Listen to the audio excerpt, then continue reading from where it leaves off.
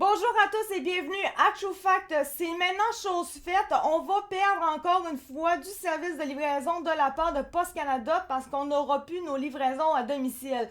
Je trouve ça un petit peu too much quand même cette affaire-là en sachant que dernièrement, et ça je l'avais déjà mis dans une de mes vidéos, ils ont réussi à avoir une augmentation de salaire de la part du gouvernement. Puis là, maintenant qu'ils ont réussi cette affaire-là, ils nous coupent dans des services. C'est vrai, c'était déjà prévu, c'est ce qu'ils voulaient, mais c'est comme, t'as déjà une augmentation de salaire. C'est chiant pour les contribuables, là.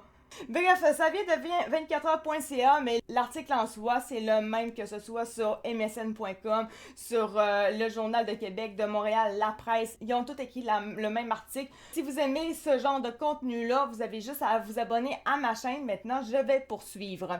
Joël Lightbourn, qui est ministre des Services publics et de l'approvisionnement du Canada selon Global News, lui, il dit que cette situation n'est pas viable. Post Canada est pratiquement en situation d'insolvabilité et des renflouements répétés ne constituent pas une solution à long terme. Ces transformations majeures comprendront ici la conversion d'environ 4 millions d'adresses, toujours desservies par la distribution du courrier à domicile en boîte postale communautaire, bien évidemment.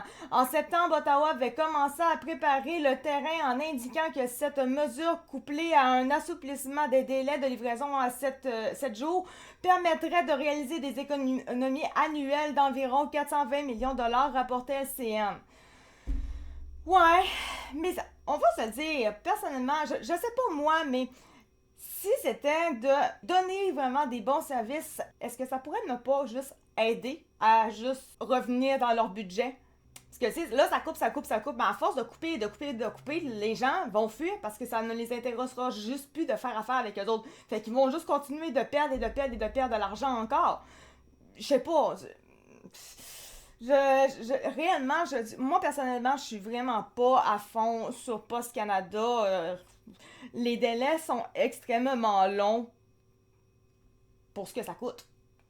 Donc, je suis pas sûre à 100%. Et pourtant, je reçois même pas à domicile, puis je trouve quand même que c'est très très long. Ça change rien. Et quand on dit qu'ils ne sont plus solvables, en fait, ça fait maintenant 7 ans qu'ils ne le sont plus. Au point où, depuis 2018, c'est 5 milliards de dollars de déficit d'accumulé pour la société. Les changements annoncés mardi ne se feront pas d'un coup, mais seront plutôt mis en œuvre de façon progressive au cours des 9 prochaines années, dont la majeure partie au cours des 3 à 4 prochaines années, peut-on lire. Sur ça, c'est plate de même, mais j'ai déjà terminé cette nouvelle-là qui n'était pas très positive. On va se le dire. Merci quand même de m'avoir écouté. J'espère tout de même que ça vous a plu. Et donc, on va se revoir pour une prochaine vidéo. C'était Acte 4 de True Fact. Merci. Ciao, bye.